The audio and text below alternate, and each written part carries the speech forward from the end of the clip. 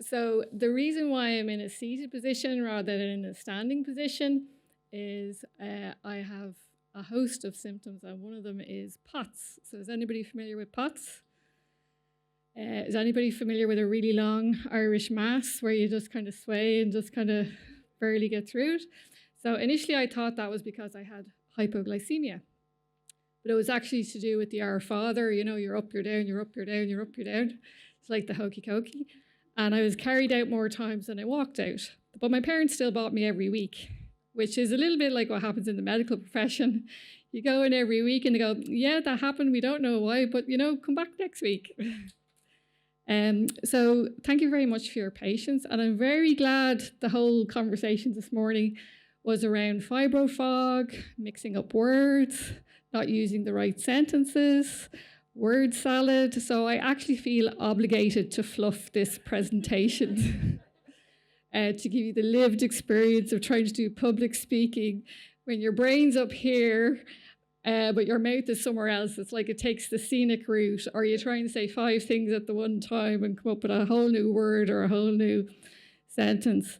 So thanks very much for that introduction, Orla.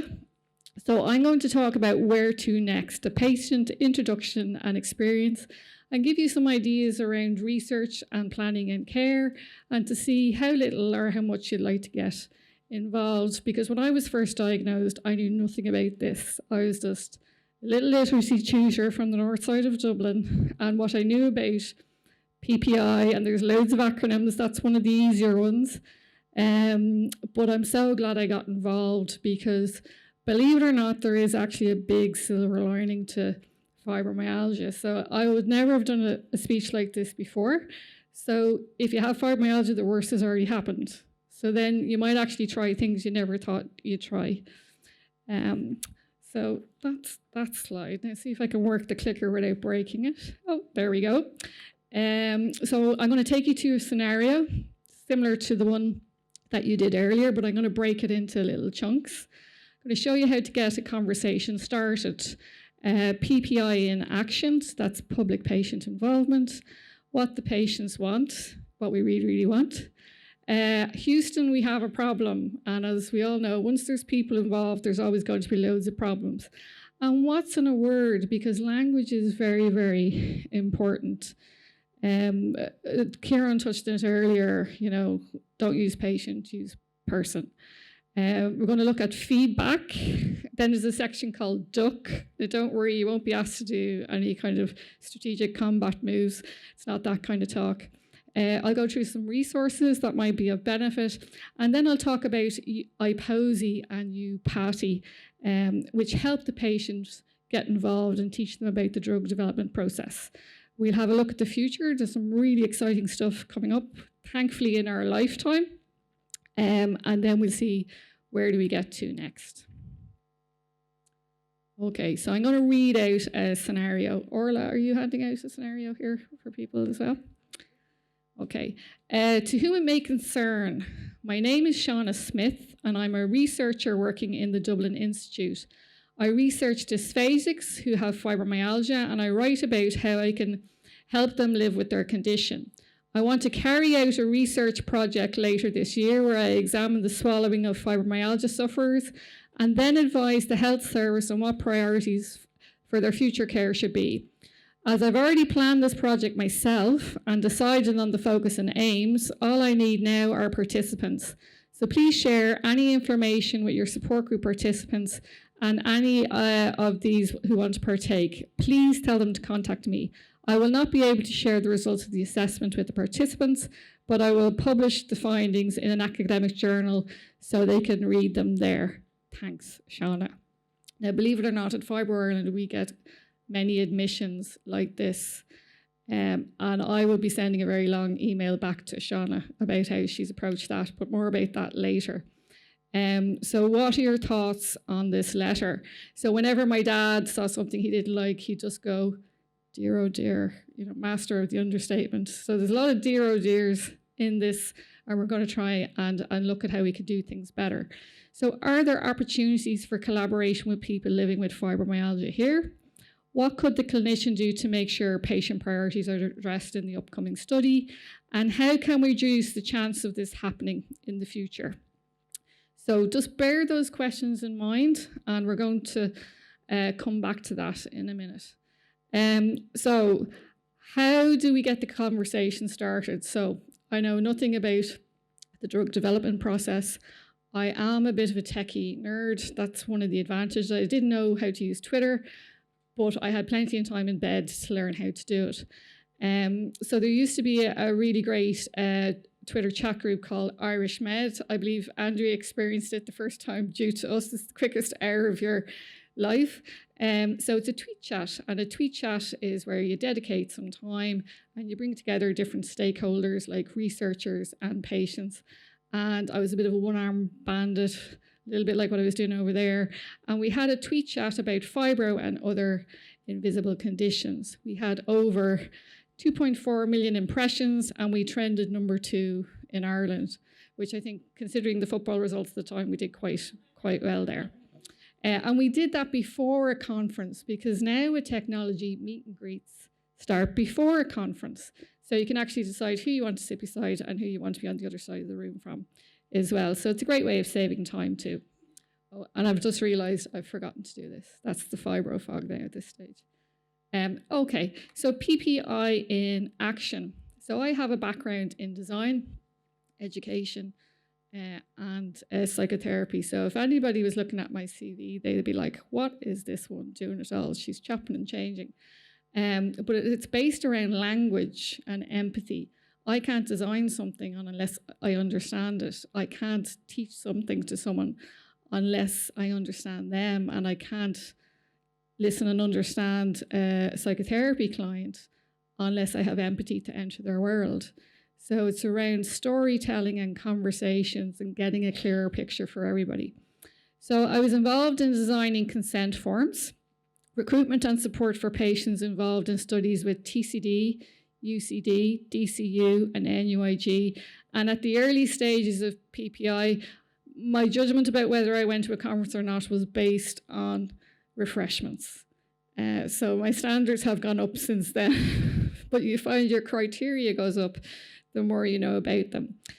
Simplifying complex information for patients. So the great thing about fibromyalgia, everything is super complicated. They give us a name that we can't pronounce, that no one else can pronounce, and then we have one symptom after another. So you can remember the acronym, but then if someone says, what does that stand for? It's like, well, I don't know. Or if you do know, you can't actually pronounce it. So it's all about keeping things simple and only accepting studies that are of benefit to patients. So patient safety is priority. We don't want to waste your time, and we want to make sure that the researchers are looking after you very well. Just like the way Orla did today by having the stretch breaks and different option breaks and the quiet room as well. So what do patients want? So research areas that are important to patients are a conclusive biomarker for fibromyalgia, and there might be something in the wings for that.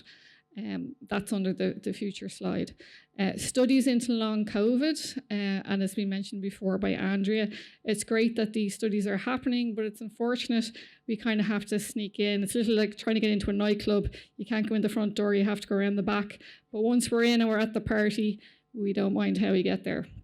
Better access and more research on medicinal cannabis, understanding the effects of hormones and menopause on fibromyalgia, studies into fatigue and non-restorative sleep, and better treatment options, e.g. appropriate patient-centered movement.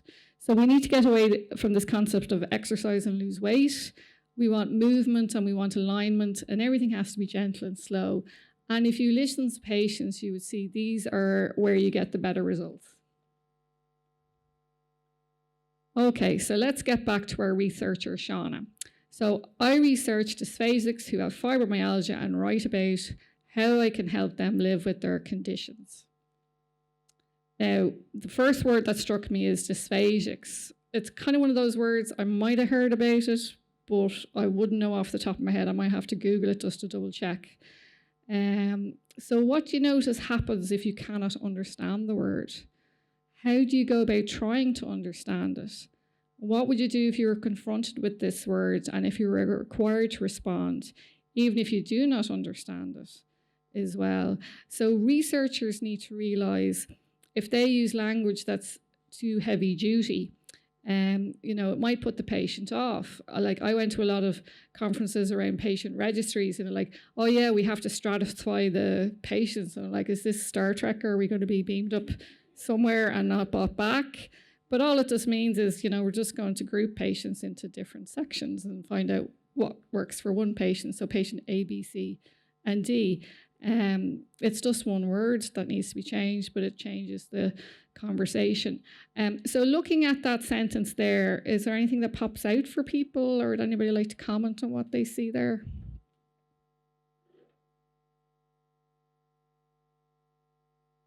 Just thanks, he's just going to get the mic for you.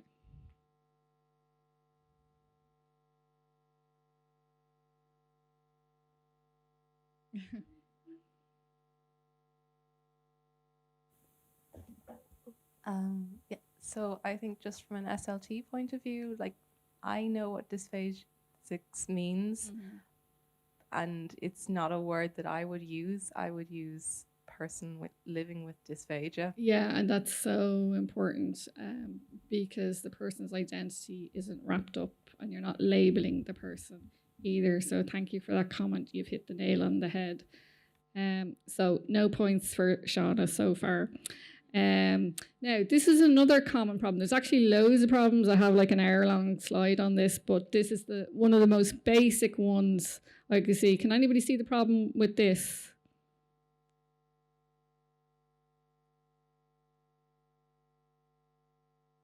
Yeah. What about the quality of it? Yeah. So it's overcopied. The font is disintegrating. They're using serif fonts rather than sans serif fonts for the title one. And also, have you seen those forms with those columns with those black lines? That can actually be a migraine trigger for people. And usually they don't have them lined up, the way they have the strongly disagree. I'm fine for the first three, and then I've lost the will. Yeah, so you know exactly what I'm talking about. And this happens all the time. And some people with fibromyalgia also have ADHD and autism. And when you get checked for that, you have to fill up to 22 forms that all look like that. Yeah, exactly. Yeah. And also colored paper. So if someone is dyslexic, if you put it on a different colored paper or use a different font. And I actually came across a really cool, so sad, I'm such a nerd, font called Bionic font, where the first three letters of a word are bolded. So you can actually catch the whole word because your eye isn't searching for the new word. So the first three letters are bold, and it tells you what the rest of it is. So back to Shauna. I want to carry out a research project later this year where I examine the swallowing of fibromyalgia sufferers and then advise the health service on what the priorities for their future care should be. As I have already planned this project myself and decided on the focus and aims, all I need now are the participants. The kind of words that would stand out for me there would be I want, I have already planned, all I need, me, myself, and Irene. Yeah, very much so. Anything else from that piece of text that stands out for people?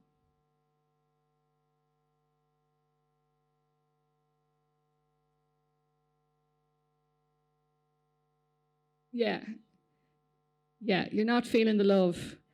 Yeah, and I'd say her refreshments wouldn't be very good as well. So she'd be big X there. She'd be off the list. Yeah. And all I need. Yeah. Okay. Okay. Grant.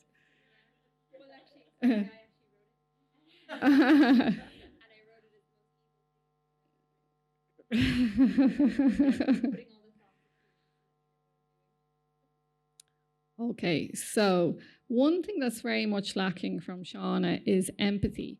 And when we're designing something, we need to use empathy with a capital T, and I'll explain that in a minute. So empathy is the ability to understand and share the feelings of another person.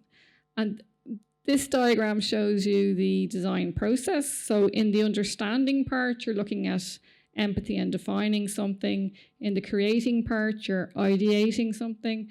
And in the delivery part, there's a prototype and there's testing. Now, if you look at this, it's actually a linear thing. Whereas what we need to be moving towards is actually a circular dynamic. So empathy with a capital T is empathy throughout. So at every stage of the design process, when you're defining, ideating, prototyping, and testing, throughout the whole thing, empathy and PPI needs to be embedded into it. So let's look at the next bit of Shauna's request. So please share my information with your support group participants, and if any of these want to partake, please tell them to contact me. I will not be able to share the results of the assessment with participants, but I will publish the filings in an academic journal so they can read them there. How very thoughtful of Shauna. So words that pop out for me here are tell them. I will not be able to share the results so they can read them there. So anything pop out for people or anything stand out? No give and take. Yeah. It's all on her terms, my way or the highway. I'd say she'd be a Brasilia. She'd be one of those my day, my way type thing. Yeah. Anything else there for people?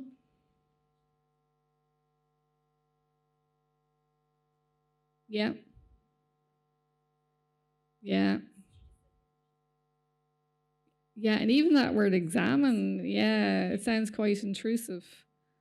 Yeah, there's no listening, communication, or options. I could do it this way, I could do a survey. There's no kind of looking at things on the patient's terms. So do you think, would she get very far with a patient organisation? What do you think effect it would have on a patient organisation if we brought this to patients? Yeah, we'd be in the doghouse big time, so we would, yeah. So the next bit is feedback. So it looks like we have lots to say to Shauna. So let's look at where's the PPI. Does anybody remember that old American ad, where's the beef? The granny looking around, where's the beef? Okay, so where's the PPI? That's what we're looking for. So research priorities. Did Shauna give us any research priorities at all to her patients? Okay, so she's on the Eurovision. She'd be doing worse. Then I won't name any countries in case it gets political, but we all know the countries that come last on it. So she'd be getting very low on the research priorities. Research, design, and planning. Any points for Shauna on that? No, it's not looking good for her. Research, conduct, and operations. No, so she's still at 0. And dissemination, communication, and post-approval. So we haven't been included at any stage. It's almost like we're just objects that are going to be clunked into some part of the research cog, and we're not being treated as people. We're just parts of a research project. So she wouldn't be getting very far with Fibro Ireland.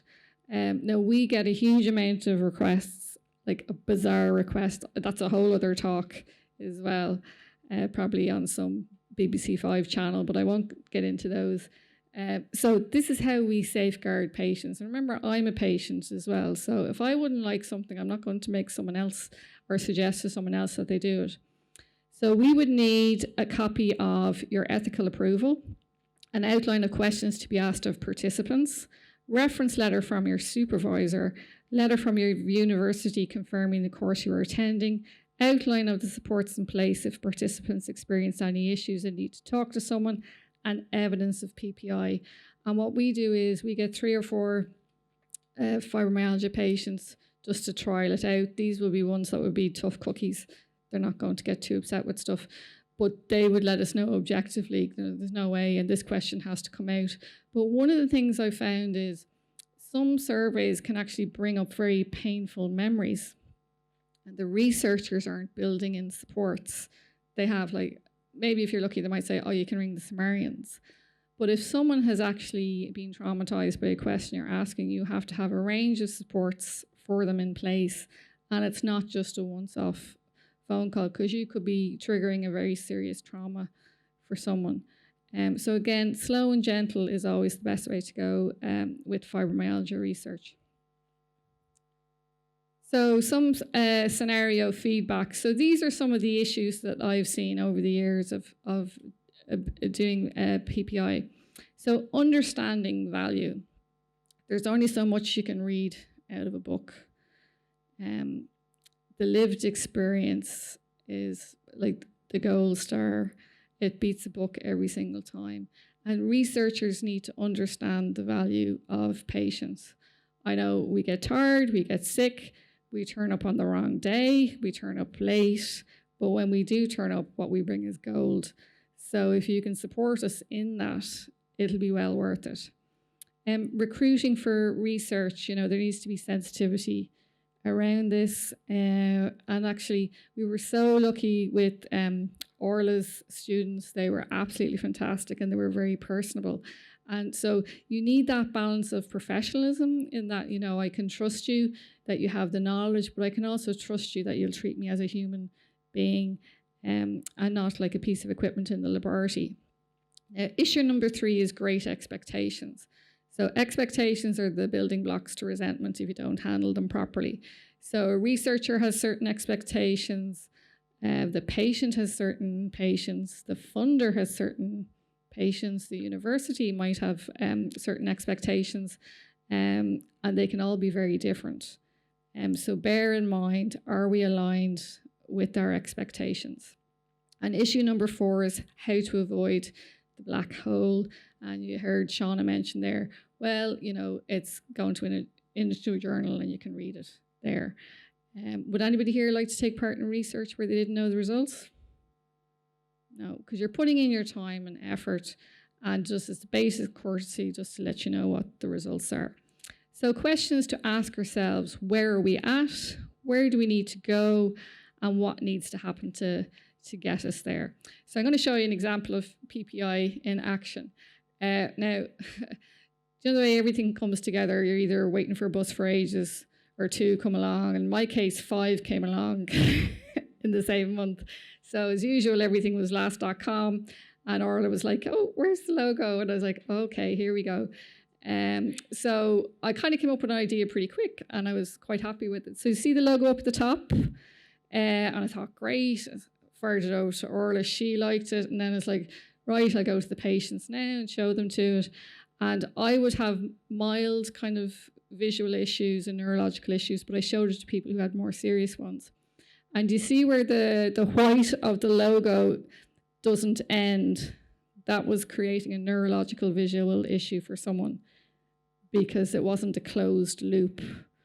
And then you see the light bulb screw at the end. Someone actually got a choking sensation from that. So as I said, my symptoms are kind of middle of the road. They're not great, but they're not the worst. So do you see how we're all very different? And then also, it's kind of not very lively. I suppose you could take away fibroform and stick anything in there, and it could be something else. And I was thinking of the colour-wise, I was thinking of Trinity College and like the Fibro Ireland logo. We have to be the bad boy in the block, so we don't go with purple. We go to a different colour. But then the patient said, no, we want purple. So it's grand. And you can see the face is a lot more lively. There's different things happening. And we wanted to show that there was something going on with the throat, but we didn't want lightning strikes or kind of zappy things. So a patient actually came up with that swirly thing, which I thought, it shows there's something there, but it mightn't trigger a negative sore throat. And then the brown bit, as a designer, I was like, oh, I have to get rid of that brown. But as a patient, that's the yucky part of fibromyalgia. That's the sludgy, grimy, horrible bit that we just want to get rid of. That's not pleasant. So as a patient, I left it in. And then with the strapline at the bottom, so the original strapline was priorities for future research and care. So we took out future because it's like, we'd actually like it in our lifetime, please. Please set these priorities in research now. So it's great to help future generations, but it'd be nice if we kind of get a slice of the pie while we're still alive. So the interesting thing is, I could have pushed it and said, no, I don't have time. We're doing the first logo. And I was like, no, we're doing PPI. But this is what goes wrong with PPI. You have different people working different hours. It's difficult to get together. There's time constraints. There's money constraints. There's miscommunication. And sometimes you just do it to get it through. So I did have a harder week because I had to spend more time coming up with different options. But it was worth it. You can see the difference. There's more life in the second logo, and it kind of shows things merging, coming together, coming in, coming out, and it's bright and it's colourful as well. So it was worth it. Now, I'm sure you're probably having a little afternoon slump, so my lovely assistant is going to hand out some little Lego ducks. Now, oh, you won't be laughing in a minute. Wait to hear what I'm going to get you to do with them. Okay, so you pick a partner. One person has the duck. The other person has to tell them how to make the duck. Okay? Yeah. Yeah, and don't worry, you'll get to bring a duck home with you if you didn't get one. So I think we have a few spare ones at the end. Is everybody okay opening the packet?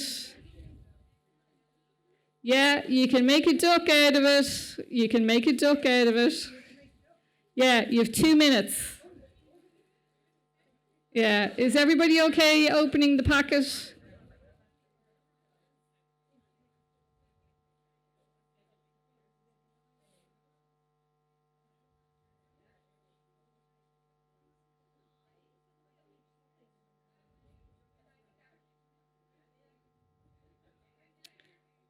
"30 seconds.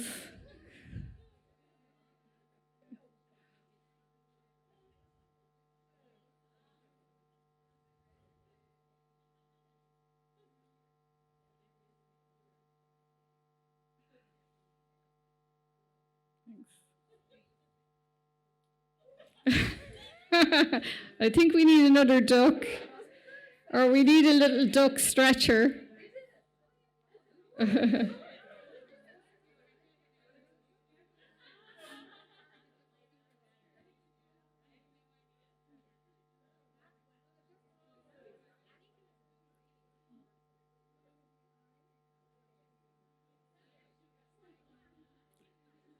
I think I might have to give people an extra minute.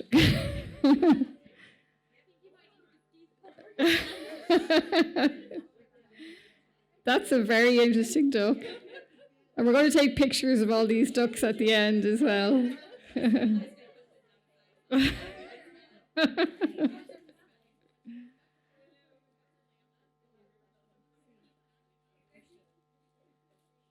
So, has everybody got something that they can kind of pass as a duck, do they think? Or do you need more time?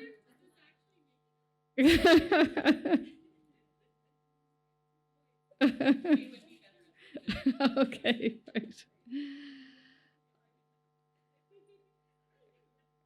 So are we okay to stop, do you think? Are we okay to stop? Okay.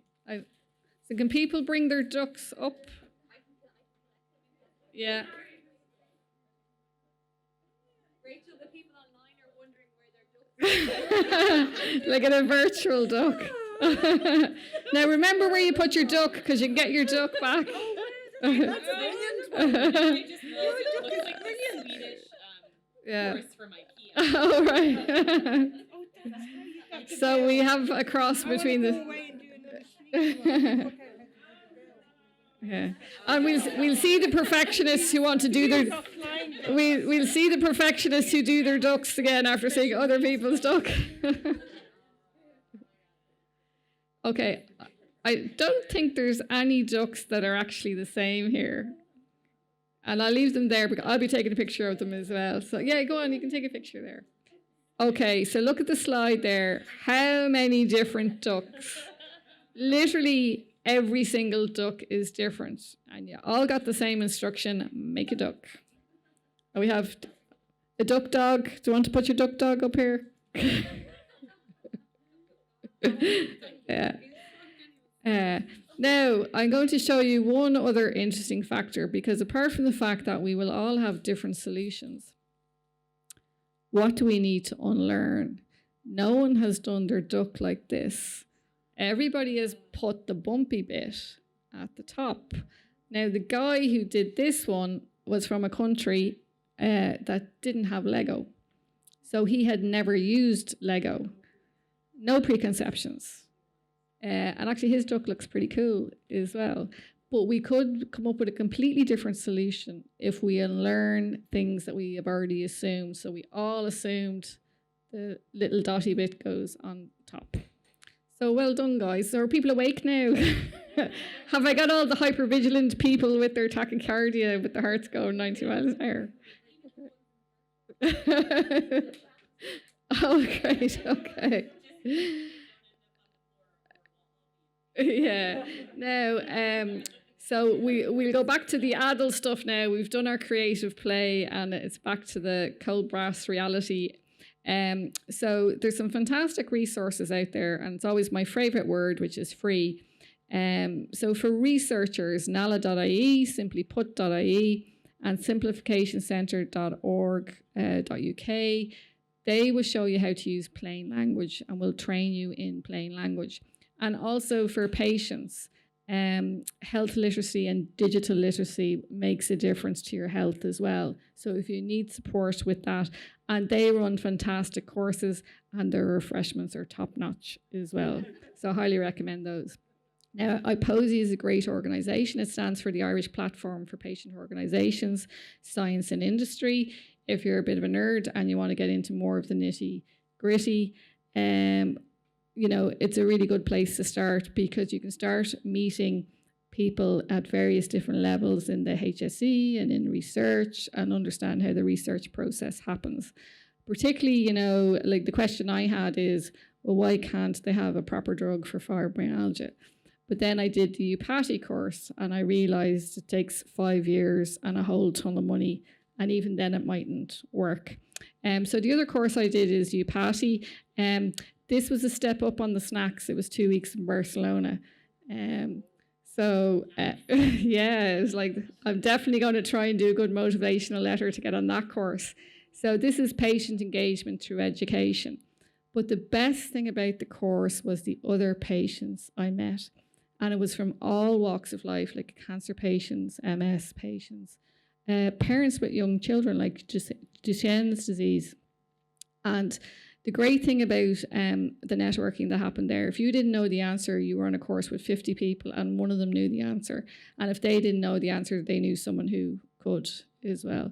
And it was a fantastic experience.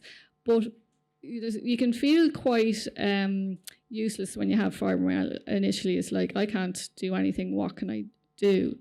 And it's a way of giving meaning and purpose back to you, that I can take part in something and what I say matters and is of value. The James Lind Alliance can be helpful with patients as well, again, showing how you can participate. And then the Health Research Board, they actually have loads of information on research and funding. And then clinicaltrials.gov. So you could actually go to that website and put in fibromyalgia and see all the trials that are happening at the moment. And I'm going to talk about one of those in a minute. So back to IPOSI and UPATI. So IPOSI is an Irish organisation, and it's the Irish Platform for Patient Organisations, Science and Industry. So it takes all the stakeholders. So any of their meetings I've been to, there's been patients, researchers, clinicians, researchers, the whole kit and caboodle. So you get a chance to talk to everybody. So you get networking with patient advocates and other stakeholders, understanding of the research and development process, and learning the terminology. And the UPATI course, it was 14 months, all done online. They were very supportive because, you know, with the fibrofrog, I can't kind of remember anything, but they take into consideration different learning needs that people have as well. So all you have to do is go on their website and have a look at that. And again, you can get as involved as much or as little as you would like. So what does the future hold? So this is really exciting. So Dr. Andreas Goebel et al. In July 2021 wrote a paper on the passive transfer of fibromyalgia symptoms from patients to mice. So many of the symptoms in fibromyalgia syndrome are caused by antibodies increasing the activity of pain-sensing nerves. The results show that fibromyalgia is a disease of the immune system rather than the currently held view that it originates in the brain. And now there are treatments that can get rid of this particular protein that irritates the nerves, but again, there has to be trials done specifically for fibromyalgia. So that's probably one of the most exciting ones that's on the horizon. And then that would have a test as well. And they were able to replicate it in different countries, which is also a good sign as well. But again, like anything else, nothing happens quickly in research. So it could be another 3 to 5 years. So Dr. David Anderson, who is a primary investigator in King's College London, said the implications of this study are profound. Establishing that fibromyalgia is an autoimmune disorder will transform how we view the condition and should pave the way for more effective treatments for the millions of people affected. Our work has uncovered a whole new area of therapeutic options and should give real hope to fibromyalgia patients. Previous exploration of therapies has been hampered by our limited understanding of the illness, and this should now change. So treatment for fibro is focused on gentle aerobic exercise as well as drug and psychological therapies designed to manage pain, although they have proven ineffective in most patients and have left behind an enormous unmet clinical need. And I'm going to read that again because it's very important. And have left behind an enormous unmet clinical need. So there is things happening in the research field that will hopefully change all this. And then the other exciting study is by Dr. William Pridgett, and he has found that famliciclor and salicylate, I really should have asked Orla how to pronounce these beforehand. Yeah, that's the SLT stuff now. Remember, we were talking about the words salad and not being able to say words. So the combination treatment is safe and effective in the treatment of fibromyalgia. So these are phase 3 trials to establish safety this summer. There's a viral study that hasn't been published yet, but Pridgen describes a remarkable result. Endoscopies of 70% or so of the FM patients with gut issues showed red streaking, which Pridgen and University of Alabama virologist Carol Duffy believe might be causing the gut irritation. So biopsies found evidence of a herpes simplex complex and HSV protein in over 80% of patients and less than 10% of healthy controls. No other herpes virus were found. So scoping patients after treatment found that the red streaking has disappeared. So if the trial succeeds, at least one more phase 3 trial will be necessary. If all goes well, Pridgen hopes to have this drug combo within 3 years. So at the moment, they're testing for toxicity because it might work, but it's not great if the toxicity levels are too high. Now, you'll be relieved to hear I only have 2 more slides left. So where to next? So to kind of conclude with everything, check assumptions. What needs to be learned and unlearned? Difficult conversations can lead to better results. So, I mean, I could have had the nice little logo done and dusted into an afternoon and done something else, but we took the extra time to get a really good logo instead. Empathy is not linear, it's circular. So it's not a straight line and the patient is plonked into a certain point. It's circular and the patient is at every point in the design. PPI is not linear, it's circular. Network and use resources, get creative, and remember, nothing about us without us. So that is the cry of you, Patty. If anybody goes on Twitter, all their hashtags are nothing about us without us.